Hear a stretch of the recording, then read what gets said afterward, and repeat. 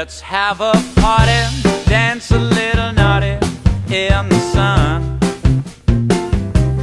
Boys in suits, girls looking cute with the party dresses on. We drink the wine, dance second line out in the heat. Muy buenos días, comunidad Anafinet. Este es un programa que se graba, dado que no podemos transmitirlo en vivo. Todo esto porque tenemos vacaciones administrativas por parte de la universidad. Sin embargo, en esta transmisión vamos a platicar sobre la cuarta parte del libro El costo de los derechos de Stephen Holmes y Cass Sunstein, que estábamos previamente platicando.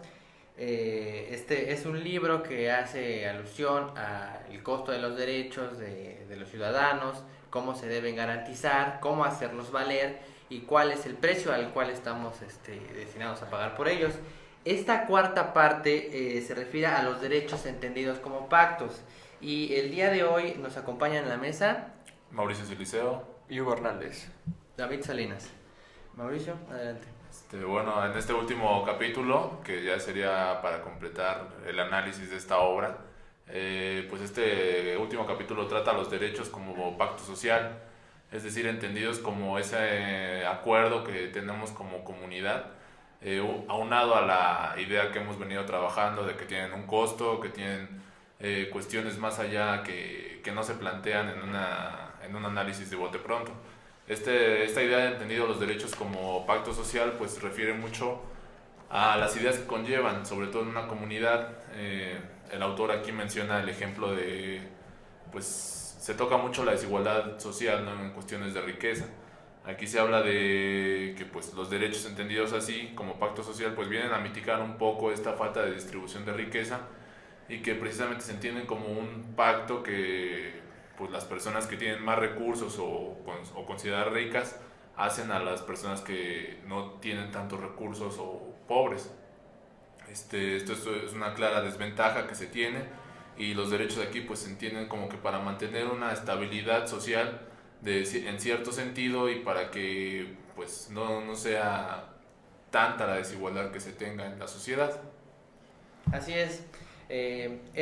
Los autores en esta cuarta parte introducen este aspecto del pacto social que existe entre los ciudadanos de una comunidad y las autoridades, el gobierno propiamente. Establece que por qué los ciudadanos tienen que obedecer esas leyes, esas disposiciones que les generan para ellos derechos y correlativamente obligaciones. Pues entre una de las causas o las razones por las cuales estas personas se sienten obligadas a hacerlos es por ese miedo, quizá, en un sentido, ¿no? Ese sentido en el que si yo no cumplo con esta obligación que me impone el Estado, pues tendrá una sanción, y que esa sanción derivada de la facultad coactiva del propio Estado pues me va a sancionar, me va a imponer nuevas obligaciones, y pues mis derechos se verán ciertamente limitados. Entonces, entendiendo estas obligaciones derivadas de ese contrato social entre una comunidad, es decir, ¿por qué nos sentimos orientados a cumplir con esas obligaciones? El hecho, el que estamos platicando, pues el contribuir con el gasto público, porque asimismo esto pues nos genera beneficios a una colectividad.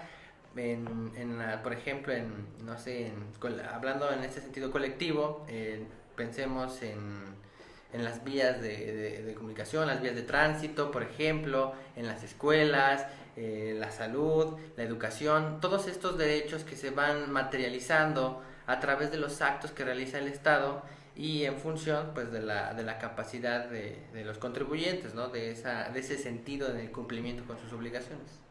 Sí, pero bueno, aparte del miedo que tú mencionabas de que por qué se cumplían las normas que establece, digamos, un determinado estado, de la otra parte podrías tomar como una legitimidad, ¿no?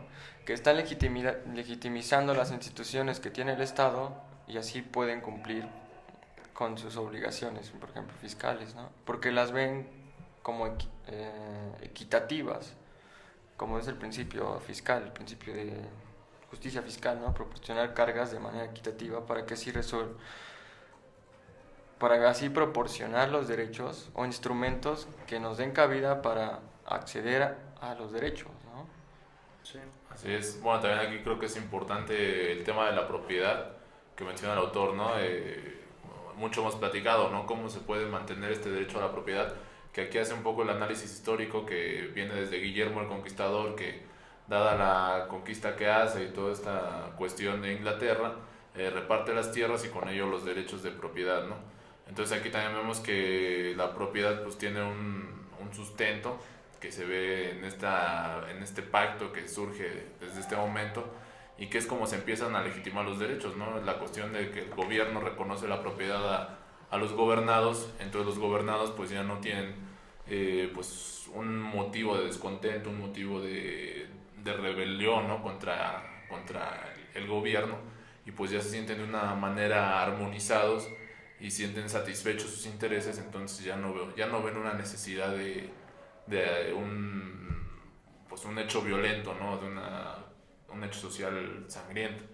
Entonces también vemos aquí la propiedad pues se encuentra legitimada a través de estos pactos sociales que se realizan, que pues son importantes, ¿no? Porque es la otra parte del derecho que no se ve, que pues se mitiga esta necesidad de descontento al reconocernos derechos, que es como se maneja en este capítulo, que es como pactos sociales. Efectivamente, Mauricio. Y bueno, ahora pensando en todos estos derechos, esas libertades, aquí los autores aterrizan en una libertad que me gustaría que comentáramos a detalle. Dice la libertad al credo, la libertad de credo, la libertad religiosa de un Estado, cuáles son las ventajas, las desventajas, los diferentes lineamientos para regular pues esta libertad, porque o sea, se reconoce en un Estado la libertad de credo, ¿no? Es decir, tiene sus desventajas el hecho de que el Estado, la autoridad, imponga una religión que se deba de seguir por toda la comunidad. Eso también nos trae desventajas, bueno, las vamos a platicar. También plantear qué pasa cuando hay una diversidad de creencias. O sea, el Estado, ¿cuál es el papel que juega el Estado para participar en esto? Y tampoco, bueno, presentar esta imparcialidad, ¿no? Mostrarse neutral y vaya que esto no, pues, contradiga o vaya en contravención a otros derechos, a otras libertades que están reconocidas. Hugo, ¿quisieras comentar algo al respecto? Sí, la política que se maneja aquí es como de abstención, ¿no? Ellos plantean que que el gobierno debe abstenerse de imponer una religión como única para toda la nación. El problema aquí vendría cuando vendría ese choque de pretensiones entre una religión con los de otra religión. De todos modos, tendría que entrar el Estado para dirimir esa controversia. Es lo que yo planteo. Y otro concepto que vendría muy a colación con eso, está muy correlacionado, sería el concepto de nación, a mi parecer, como lo trataba, si no mal parece, Rousseau, que es la intención de mantenerse unidos a futuro. Pero eso ya se transformaría en un gran espacio, así como lo conocía Schmitt, por las pretensiones de que todos se quieren seguir por un determinado régimen, en este caso la religión, una religión que ellos traten de imponer, ¿no?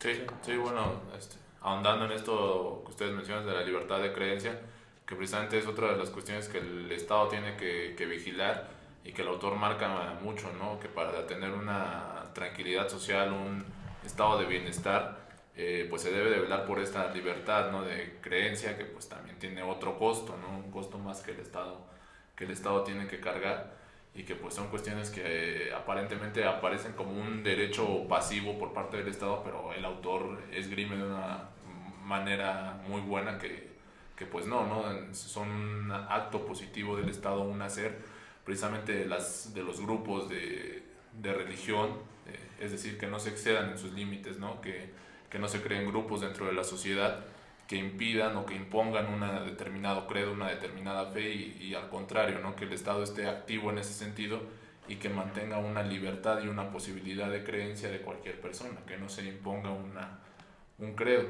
Y bueno, regresando un poquito también a lo de la distribución, el autor menciona aquí al juez Richard Posner, las teorías que él establece de distribución de riqueza, y precisamente menciona que en la medida en que nosotros distribuyamos esta, es como se mantiene la equidad, que muchas veces que una sociedad en la que no esté distribuida la riqueza es muy peligrosa y siempre va a dar a delincuentes, ¿no? Entonces son teorías económicas. Richard Posner es un economista que fue juez en Norteamérica y que precisamente menciona estas teorías interesantes, ¿no? Que en la misma inequidad en que se distribuye el recurso es como se ven afectados los derechos de las demás personas, ¿no? Pone el ejemplo de una zona rica dentro de una sociedad, pues siempre va a estar atentada por las personas que no tienen recursos y que se ven en la necesidad, ¿no?, de recurrir a cualquier medio para obtener recursos.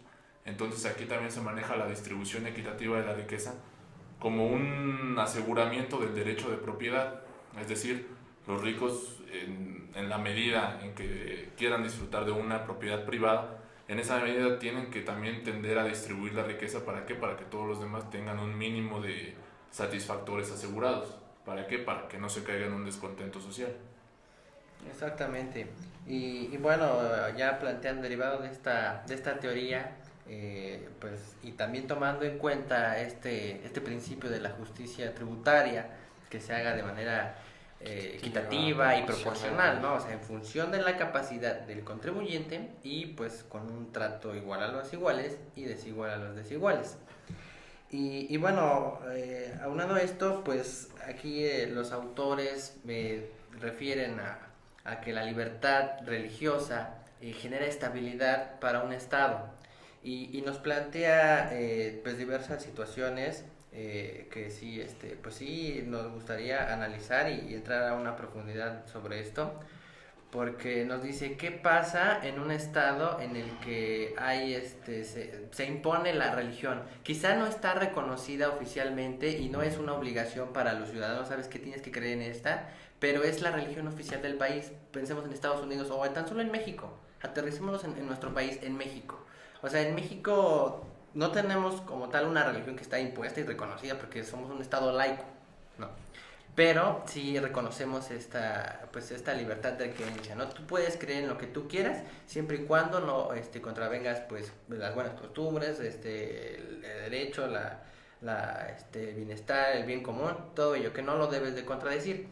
Y bueno, ponía las diferentes creencias, ¿no? Que quizá cuál es el alcance de esta libertad de creencia. Pensemos, no sé, por ejemplo, los testigos de Jehová. Ahí nos pone algún caso en el que en las escuelas no pueden rezar. Pues, exactamente, rezar, hacer oraciones, o bien que tienen una especie de pues de sanción quizá religiosa, en el sentido de que no pueden rendir pues hacer honores a sus símbolos patrios, ¿no? Eso contravendría un poco las disposiciones que vienen en su libertad de creencia.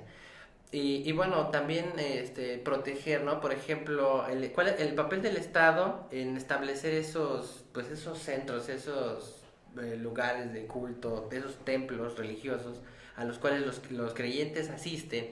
Y entonces aquí se genera este derecho de propiedad, ¿no? Porque el Estado otorga una concesión a ese particular, a esa secta, y ellos pues también tienen que regirse, tienen que pagar impuestos, tienen que ponerse actualizándose todo en sus obligaciones fiscales, ¿no? Principalmente. Entonces, bueno, o sea, aquí el Estado dice, bueno, hasta dónde yo voy a limitarlos, hasta dónde yo les voy a pues conceder ciertos derechos y ciertas obligaciones, de tal manera en el que yo no me vea pues yo me vea neutral, ¿no? Como Estado, y no pues como tal quiera asumir esas creencias o trasladarlas a ese sistema jurídico del cual pertenece. Pues sí, que no se vea que sea coercitivo, ¿no? Pero aquí lo que me gusta es que lo plantea desde una manera estratégica, ¿no? Cada derecho tiene una estrategia para que no se afecte y todos vivan en una comunidad. Por ejemplo, la religión, como la estamos planteando, es como que un pivote para que salga la presión. Sí. En esta manera, como lo planteaba Marx, que es como que la correlación de un sufrimiento real con la religión. Por eso lo planteaba como el opio de las masas, ¿no? Es donde, como bien lo comentabas, la clase más pobre, la clase trabajadora, los más débiles, buscan ahí como que una finalidad para poder deshacerse de todo el sufrimiento que tienen de manera real, ¿no? Bueno, Por eso lo son protegen. también roles sociales, ¿no? Que digamos que en teoría juega la religión y son cuestiones ya un tanto ahí de mayor ahondamiento, pero sí creo que en lo que atañe a lo que es la libertad en cuanto al Estado, pues sí tiene que ser garantizada, ¿no? Como bien lo menciona David, tiene que, el Estado es vital, ¿no? Que muchas veces velemos por esta separación entre iglesia y Estado, porque efectivamente, pues no nada más es una religión la que impera, ¿no? Sino son muchos grupos de religiones, y lo que asegura la convivencia entre estas es precisamente esa neutralidad que mantenga el Estado, ¿no? ¿Para qué? Para que no haya enfrentamientos, para que haya una estabilidad social. Precisamente es otra idea más a la que recurre el autor para asegurar la idea de derechos como un pacto social, ¿no? Como este acuerdo que se dé entre grupos dentro de la misma sociedad, para que pues no haya un mayor desentendimiento, un desencanto, ¿no? Por llamarlo de algún modo. Pero son cuestiones que se trata el autor, y que bueno, muy al margen de las concepciones que ya posteriormente se hagan de la misma religión, que también creo que son muy válidas. Es aquí donde pues tenemos que ser meticulosos, ¿no? Entre separar la relación entre el Estado y la Iglesia, que pues debe de ser siempre muy delicada, ¿no? En cuanto a esos términos. Sí, y esta misma estabilidad a la que se refieren los autores, pues se refleja porque en ocasiones, no sé, la iglesia pues se pronuncia, ¿no? O sea, pues hace uso de su libertad de expresión. Y por ejemplo, pensemos en los temas más sonados, que causan más controversia, ¿no? Pensemos en el aborto, por ejemplo. ¿Cómo se pronuncia la iglesia? ¿Qué argumentos pues se establece y esgrimían sostiene, por ¿no? parte de los proyectos que estaban sacando también, ¿no? ¿Perdón? Se esgrimía, ¿no? La iglesia se puso como que sentó bases claras a partir de los proyectos que estaban sacando del aborto, ¿no? Que ya estaban legalizados, todo eso. Exactamente, o sea, y pues está bien, ¿no? O sea, que tengan ese pronunciamiento, pero que su libertad de expresión no vulnere las otras libertades, ¿no? Y no vulnere esa esfera de derechos que tienen pues, reconocidas todos los ciudadanos. Es decir, la iglesia se puede pronunciar y decir misa y decir, ¿sabes qué? Pues sí, estoy a favor, estoy en contra del aborto, expresarse en diversas relaciones, pero pues no van a ser como que la base, ¿no? Para que el Estado tome las decisiones y pues se hagan leyes en función de esta opinión o de estos argumentos que se pretenden hacer valer, ¿no? Simplemente, pues sí, quizás sean no sé, un sustento moral que pudiera servir de orientación, pero aquí es donde pues tendríamos que frenar un poco esa libertad de creencia, ¿no? O sea, pues, está bien, se reconoce esa libertad de culto, cree en lo que tú quieras, pero pues igual respetando que estás en un estado de derecho, en un estado laico, y pues sin vulnerar esa libertad de los demás. Así es, y bueno, también respetando esta idea de la libertad de creencia, pues como bien comentas, se desencadenan varios temas, ¿no? No solo el aborto, sino también la eutanasia, la reproducción asistida, pues, todos estos temas que últimamente ha desarrollado lo que es la bioética, y que efectivamente el Estado tiene que mantener ahí una posición pues neutral o un tanto objetiva, ¿no? Que efectivamente no sea atacante o sea de una manera parcializada hacia alguna u otra religión, ¿no? Sino que se mantenga de una manera incluyente a todas las voces, y que se tomen en consideración todas las posturas, ¿no? Hay ahí la importancia de que el Estado sea efectivamente un ente que no muestre cierta parcialidad, ¿no? Hacia alguna u otra doctrina, hacia alguna otra religión. Sí, y de hecho lo que comentaba David acerca de como autolimitar la libertad de religión vendría como que muy correlativo con la libertad de expresión, ¿no? ¿Hasta dónde yo voy a limitar mi libertad de religión para no dañar tanto en cuestiones de libertad de expresión? Porque a mi parecer la iglesia como que no debería meterse en ese tipo de temas, porque es muy poderosa y podría desencadenar como que movimientos sociales que puedan repercutir de miles de maneras en cambios perjudiciales para la misma sociedad. Sí, pues ya son cuestiones ahí de cada doctrina, ¿no? De cada fe, que efectivamente deben de velar por esta libertad, ¿no? Que no solamente es por parte del Estado, sino como hemos analizado en capítulos precedentes, es una libertad que todos debemos de velar y todos debemos de tener muy latente, y pues acciones que tengamos que resolver o que estén encaminadas rumbo a estas decisiones, pues tomar en consideración estos conceptos, ¿no? Que como vemos pues, son vitales para un estado saludable, un estado estable, ¿no? Que no se afecten más allá de estos derechos. Sí, así es, Mauricio. Bueno, ahora pues también platicar un poco sobre esa diferencia entre derecho e interés, ¿no? Cómo manifestarnos y pensar. Por ejemplo, el autor plantea diversas interrogantes.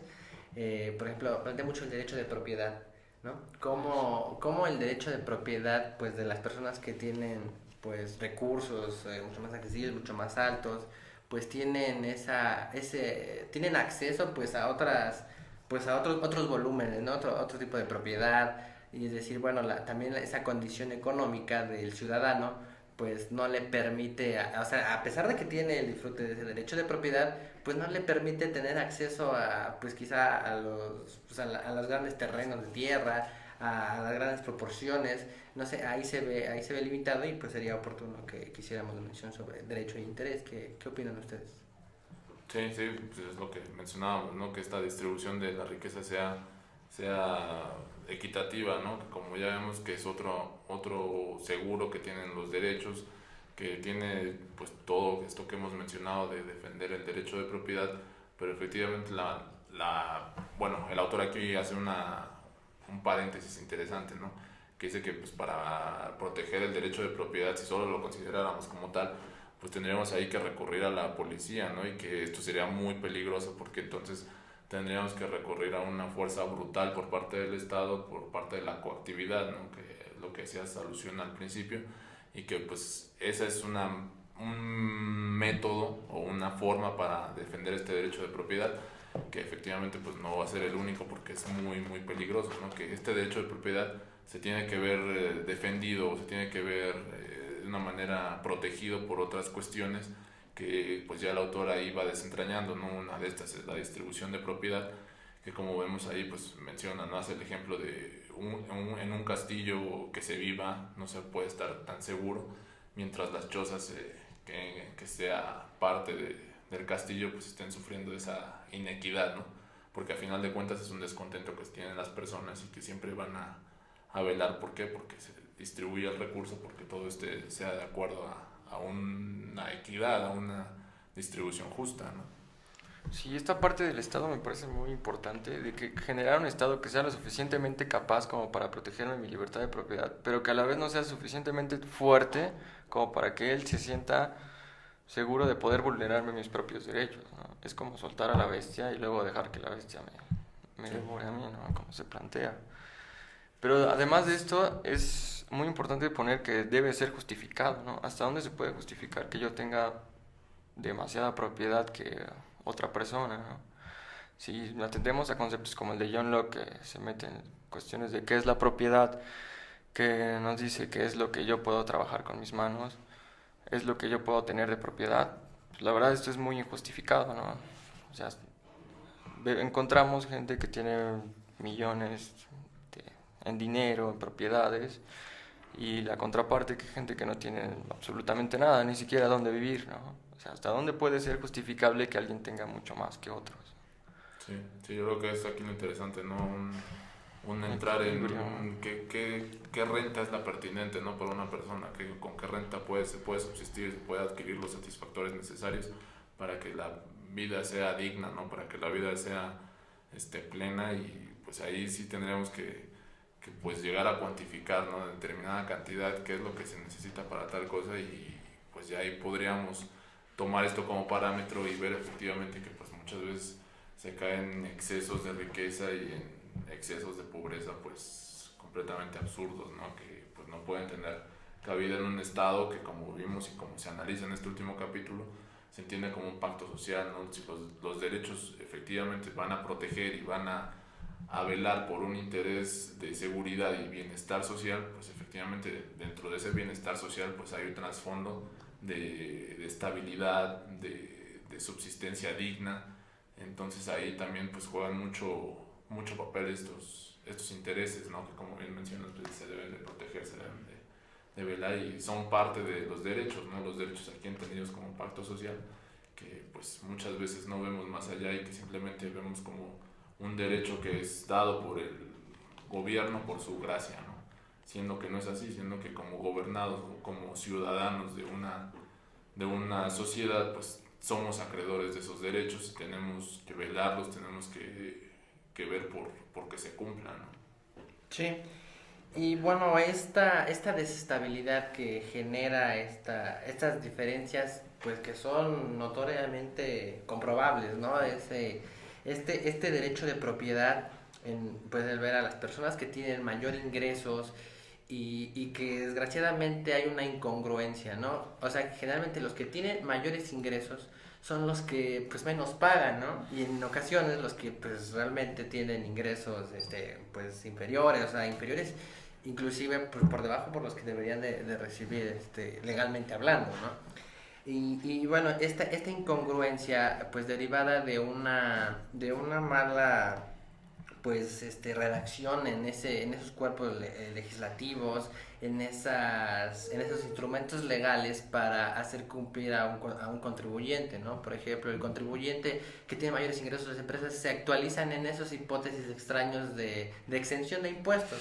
O sea, es decir, qué absurdo suena que una persona que recibe esas cantidades, esos recursos en exceso, pues sean exentos de pago, ¿no? Es decir, a veces por realizar causas sociales que aparentemente son buenas, pues por debajo de ello hay esos actos, esas actividades que pues, realmente sí los exentan del pago de impuestos. Ahora pensémoslo en el caso de una persona física normal que trabaja pues sus jornadas de 8 horas, ¿no? Y esas exhaustivas jornadas con derechos limitados, ¿no? El simple hecho de, pues bueno, no tengo ni acceso a la educación para que yo diga, bueno, me entero de los derechos a los que tengo, de los que soy acreedor y los pueda ejercer libremente, ¿no? De acudir a esas instancias, a esos tribunales, a ese órgano que pues va a velar por mis intereses y va a decir, bueno, yo, por ejemplo, en el caso de un trabajador, pues bueno, tengo derecho a percibir este tipo de salario por este tipo de actividad, por esa remuneración, es decir, pues no, realmente no la lleva a cabo y esto pues, o sea, no solo es el hecho de no tener los recursos, aquí pensemos en diversos derechos, derecho a la educación, a la salud, por ejemplo, ¿no? Pensemos en la seguridad tan solo, es decir, o sea, una persona pues con pocos ingresos, pues no va a pensar en formar un hogar en una casa que tenga la seguridad pues inviolable, ¿no? Y pues la persona que tiene acceso a fuentes mucho más elevadas, pues tiene la facilidad de renunciar, bueno, quizá no renunciar, pero sí pues no dedicarle o poner en manos de la policía local pues su propia seguridad, ¿no? Obtiene esos recursos para acudir a estos medios. Entonces, estos principios pues que se establecen a nivel constitucional, esa obligación que es general, ¿no? Que pues va hacia todos, que es obligatoria, que es para contribuir el gasto público, que se haga de manera equitativa y proporcional, pues vemos que sí no se cumple y esto debido a la mala redacción de los instrumentos legales, a esa falta de educación, todos pues estos elementos que sí pues dificultan el cumplimiento de estas obligaciones y el ejercicio de estos derechos. Pero todo esto podría verse así también igual de una manera estratégica, ¿no? Por ejemplo, que un trabajador normal reciba el salario mínimo que está como en 60 pesos, que trabaje bastante tiempo, que no le quede tiempo para educarse, como bien tú dices, para llegarse de los medios necesarios para saber a qué derechos es acreedor. Y ahí es cuando viene la contraparte de estratégico, porque entonces la gente rica que tiene el poder les da lo necesario a los que están abajo, como esta cuestión de alimentos, le da el alimento necesario para que no se subleven y lleguen a repercutir en los derechos de propiedad, no puedan dañar los derechos de propiedad, como bien se dice. Todo esto bueno, yo lo veo muy religado con la idea de la anarquía que proponía Bakunin, que el hambre mueve las masas. Si tú lo tienes con suficiente alimento como para que no esté pensando en sublevarse para quitarle los demás a los que son ricos, pues no, o sea, lo vas a tener calmado, lo vas a tener sosegado y no va a poder accionar los derechos que tiene a cargo y a los que es acreedor, ¿no? Sí, bueno, sí, son tesis que también critican mucho el autor, ¿no? Que precisamente parte de mantener un sistema de distribución inequitativa de la riqueza, como es el capitalismo, pues se sostiene en eso, ¿no? En mantener un mínimo de satisfactores a la mayoría de la población.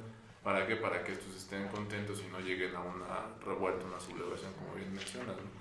Pero bueno, pues estas ya son cuestiones que pues deja el autor ahí muy en claro, ¿no? De por qué los derechos deben de ser ahí un poco más vistos en un trasfondo más profundo y no solamente por encima, ¿no? Que es lo que muchas veces ayuda a que se mantenga la estabilidad.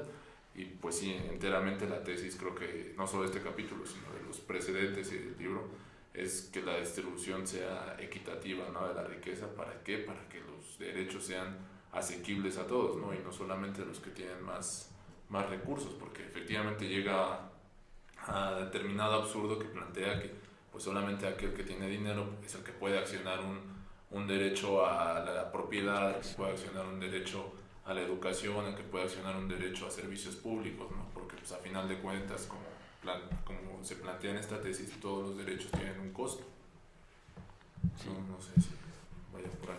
Sí, de hecho, lo que estamos comentando ahorita es, yo lo ligué a la historia de María Antonieta antes de la Revolución Francesa, en la cual los franceses pues, iban al palacio y pedían pan, ¿no?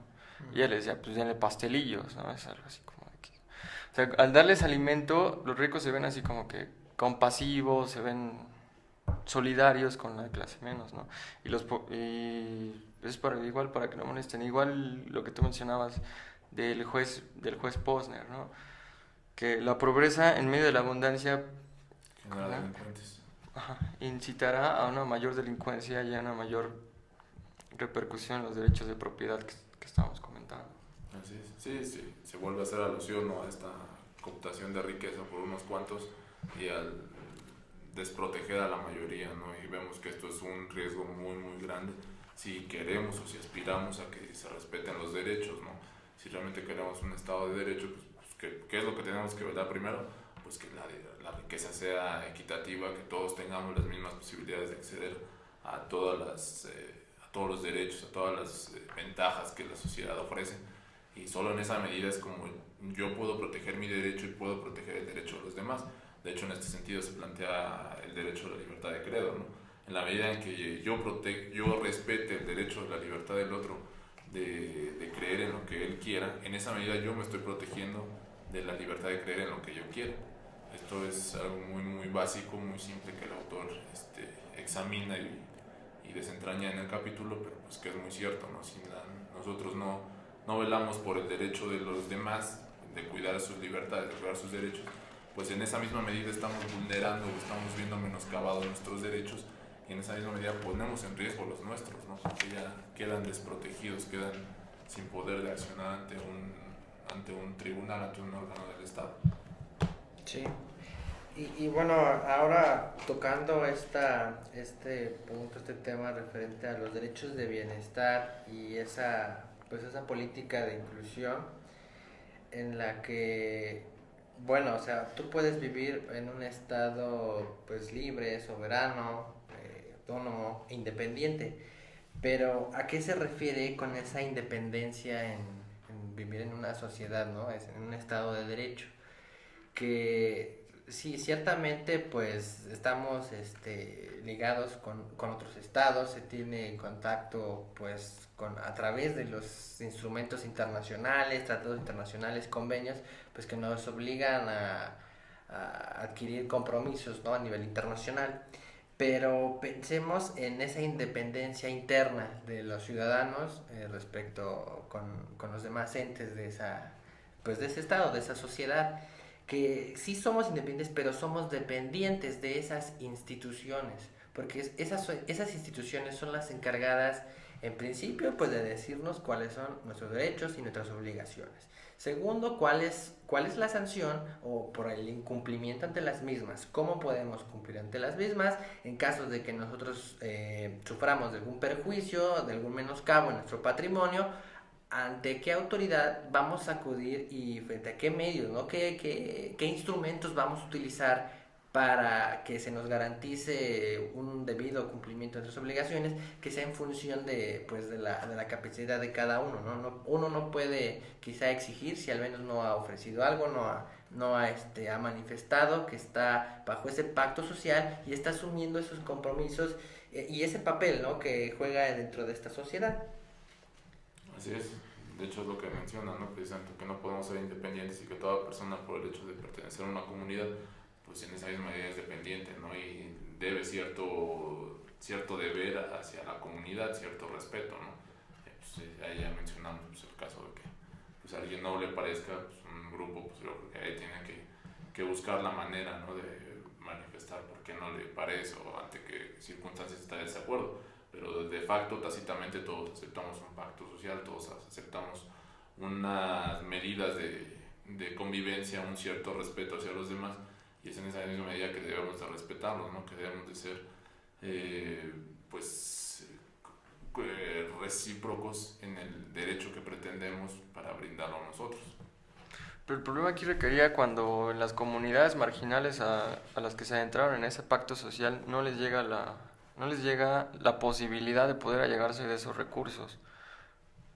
Que las contribuciones que ellos están generando, aunque sean mínimas, no les permiten llegar a una instancia jurisdiccional, como tú bien lo planteas, para proteger el derecho a libre expresión, a los derechos de bienestar, por ejemplo, ¿no?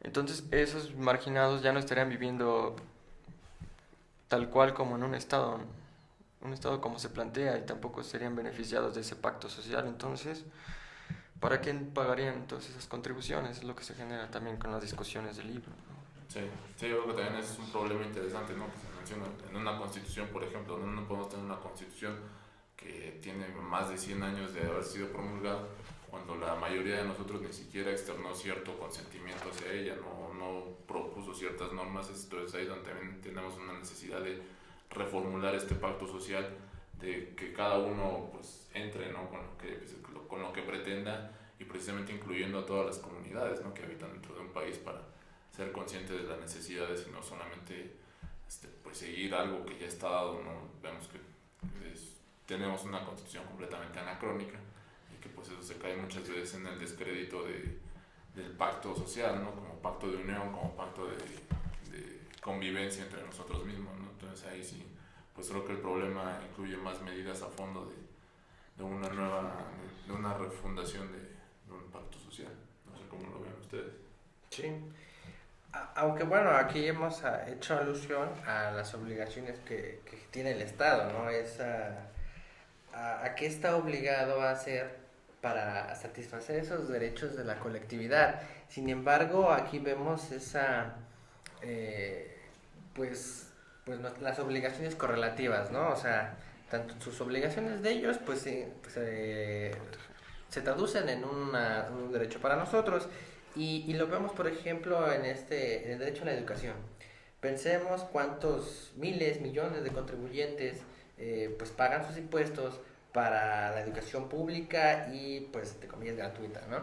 Pensemos en que en la educación se pagan las instalaciones, se paga, pues, la propiedad de esa escuela, por ejemplo, en los libros, en ese material didáctico para los estudiantes. Pensemos en todos estos libros. Pensemos en los profesores, en los docentes que van a compartir de su conocimiento, ¿no? Y van a instruir a los estudiantes. Ahora, bueno, la obligación que era correlativa para los ciudadanos, pues, es asistir, ¿no? Asistir a estas escuelas, a estas instituciones de educación pública, pues, para recibir esa instrucción, ¿no? Cumplir, no sé, por ejemplo, con sus obligaciones de ir a la escuela, hacer las tareas que se dejan, en fin, no sé, pensemos desde este punto de vista. Podemos traducirlo en otro ejemplo, a la seguridad, por ejemplo, ¿no? O sea, decir, bueno, la obligación que tiene uno de informar a la autoridad en caso de que veas, no sé, alguna actividad irregular en tu comunidad, en la colonia, no sé, ese tipo de obligaciones que si bien no están establecidas y frente a su incumplimiento hay una sanción, pues sí generaría al paso del tiempo, pues, una serie de gastos que bien se podrían evitar si el contribuyente, si la persona, los ciudadanos, pues, cumplen con sus obligaciones. Pero también se podría ver como, bueno, en palabras como dice el libro, una estafa de proporciones monstruosas, porque si yo estoy contribuyendo en lo que se quedó con el pacto social de que yo voy a contribuir al gasto público de la federación, del municipio, de los estados, pero sin embargo yo sí lo estoy haciendo y no se me está protegiendo, porque yo sí voy a legitimar las instituciones a las cuales me están imponiendo las facultades económico-coactiva, ¿no? Porque yo sí tengo que cumplir cuando los otros no cumplen. O sea, yo sí me estoy autolimitando para que mi sociedad crezca como un leviatán, ¿no? O sea, algo Sí. grande como toda una unidad, mientras que los demás no cumplen con sus obligaciones, porque yo sí tengo que legitimar, ¿no? O sea, esos son problemas que el libro te toma muy bien, ¿no? Sí, sí, que son inherentes al grupo social, ¿no? De hecho, ahí también menciona el caso de los gitanos, ¿no? En Europa, que pues precisamente ellos no creen en pertenecer a una comunidad, en pertenecer a un estado, y que pues al ser aprendidos o al ser, pues sí, ¿no? Inquiridos por el estado, pues ellos niegan cualquier comunicación con él o cualquier vinculación o legitimización de las instituciones, y pues simplemente se niegan ahí a comparecer con ellos, ¿no? Porque precisamente pues creen en esto, ¿no? Que no se les representa, no están ahí latentes sus derechos, y pues ahí es un caso que hace alusión el autor de los gitanos, ¿no? Que es muy recurrente para pues, vislumbrar todas las teorías sociales, ¿no? El reconocimiento del Estado y de las instituciones, que creo que también ahí sería otro importante tema a tratar, y otro de los temas que ayudarían a estar en una constante renovación del pacto social, ¿no? Porque pues la sociedad es muy dinámica, y pues un pacto social de más de 50 años pues creo que es completamente inoperante, ¿no? Para la realidad que se exige, y más con la vinculación que tenemos, ¿no? Como mencionas, pues no somos completamente independientes, y en el siglo XXI, donde pues estamos conectados hasta con el último punto del orbe, pues es ahí también donde necesitamos actualizar todas estas medidas y todas estas cuestiones de convenio social, ¿no? En la medida en que vamos a actuar, en que vamos a reaccionar, y que todos los intereses se vean representados, ¿no? En esta unión. Sí, y bueno, ahora que mencionas pues estos mecanismos o estos medios, ¿no? Para hacer valer estos derechos, por ejemplo, tú dices, bueno, yo sí cumplo con mis obligaciones, estoy al corriente del pago de todos los impuestos, y bueno, pues no obtengo lo que debería de corresponderme, no obtengo por parte del Estado ese beneficio que yo debería tener porque es mi derecho, y pues lo trato de exigir. Sin embargo, quizá hay mecanismos que son muy arcaicos, ¿no? Para acudir a esas distancias, y bueno, pues ir ahí, perder parte de tu tiempo, dinero, esfuerzo, y bueno, para que finalmente no se te resuelva pues mucho. Entonces, pues sí, ¿no? Acudir a estas pues a otros medios, ¿no? Mucho más modernos, que estén a tu alcance y que te faciliten, ¿no? Por ejemplo, pensemos en el uso de los medios electrónicos. Digo, ahora, hoy en día, aún así, pues, aunque se han implementado nuevas técnicas, nuevos modelos para que la persona tenga mayor acceso o se le faciliten muchos trámites que en cierto modo resultan engorrosos, ¿no? Por esa dificultad, ese tiempo que inviertes, el trasladarte, el dinero, bueno, ahora pues con estos mecanismos pues ciertamente sí podría reducir un poco o generarle ventajas, ¿no? A una persona. Sin embargo, pues aquellos que no tienen el acceso a estos medios, a ellos cómo les vas a facilitar esto, y volvemos a lo mismo, a esta desigualdad económica y social que ciertamente pues no está regulada de una manera equitativa, ¿no? O sea, la equidad pues proviene de esto, pues de esa capacidad pues contributiva, de esos ingresos que uno tenga, ¿no?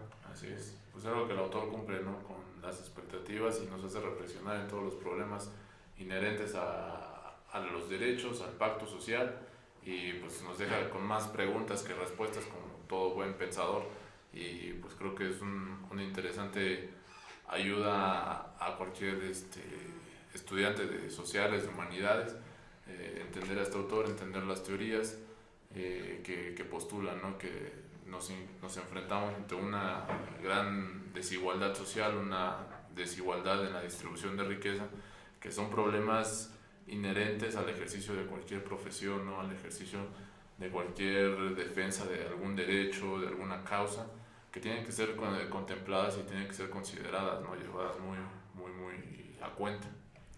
Sí, por ejemplo, lo que me causa interés es lo que planteaba David acerca del el juicio en línea que se está llevando a cabo ahorita en el Tribunal Fiscal, ¿no?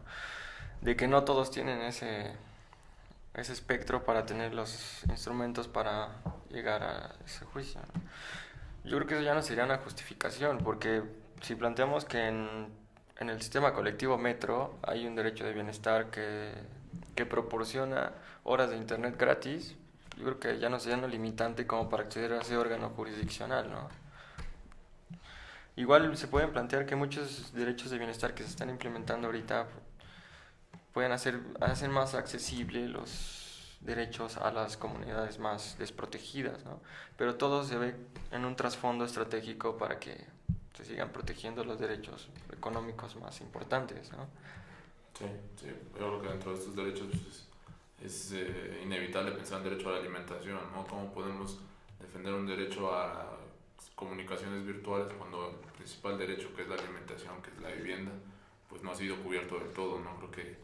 Creo que ahí también es otra cuestión que este nuevo paradigma de los derechos humanos no ha desarrollado del todo, no se ha priorizado en qué manera se van a defender los derechos, cuál será la política a implementar los derechos humanos. Y pues si vemos por ese lado que pues como bien internet es un arma y es una supercarretera de la información y es un gran medio que tenemos actualmente, pues vemos que no puede ser garantizado mientras necesidades prioritarias no sean cubiertas, ¿no? Así es. Y bueno, sería ahora pertinente llegar a la conclusión del libro, ¿no? ¿Qué podemos deducir, qué podemos reflexionar de estas líneas que se han escrito en este libro?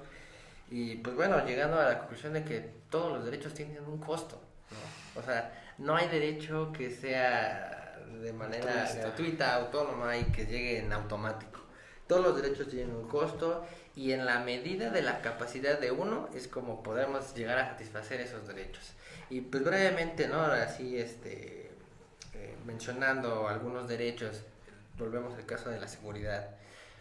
Para la persona con bajos ingresos, la seguridad solo va a estar en manos de la policía local, la policía estatal o el cuerpo de seguridad que el Estado los haya facultado. Para una persona con ingresos, pues él puede tener su seguridad privada, tiene servicios mucho mejores, de mejor calidad, garantizados y demás. En la educación también pensamos en eso. La persona con bajos ingresos acude a las instituciones, pues, exactamente del Estado, en las que recibe una educación de una calidad distinta a la que una persona con mayores ingresos puede tener acceso, pues pagando instituciones privadas. Pensemos en, no sé, en el caso de los idiomas, ¿no? O sea, si vas a una institución pública, pues quizá te enseñan pues tu lengua materna y me hacen un repaso de alguna otra lengua extranjera. Sin embargo, pues tú ya si quieres, te tienes la capacidad, ¿no? Para acudir a eso, pues a esa educación privada, pues con otras instituciones y te instruyes mejor. El derecho a la salud, por ejemplo. No es lo mismo estar ahí perdiendo horas y horas en una institución pública de seguro social que frente a una institución privada, ¿no? Sí, definitivamente son cuestiones que son inherentes, ¿no? Al estudio de los derechos. Y pues yo creo que aquí también ya es cuestión de, como bien reflexionábamos en el capítulo de John Rawls, pues que hacía mucha alusión a Aristóteles, ¿no? Este concepto que manejaba Aristóteles de la aletheia, de que cada uno tenga cubiertos ciertos satisfactores y que en esa misma medida pues uno vea, ¿no? Que ya ha excedido estos satisfactores, entonces ahí es donde ya no puede caber pues mayor riqueza, ¿no? Porque ya sería un acto fuera de ética, ¿no? Fuera de sí mismo, cuando vemos que nos enfrentamos a estos problemas sociales. Entonces ya aquí vemos que pues mientras nosotros aseguremos que tenemos las condiciones necesarias para subsistir, pues ya todo excedente pues debe de ser destinado a que se distribuya hacia las demás personas, hacia la sociedad, que sea pues que todos estamos en situación homogénea, ¿no? Que no haya una disparidad tan enorme como la que vivimos, ¿no? En unas manos mano se concentre el 80% de la riqueza cuando la mayoría de la gente se destina el 20% restante, ¿no?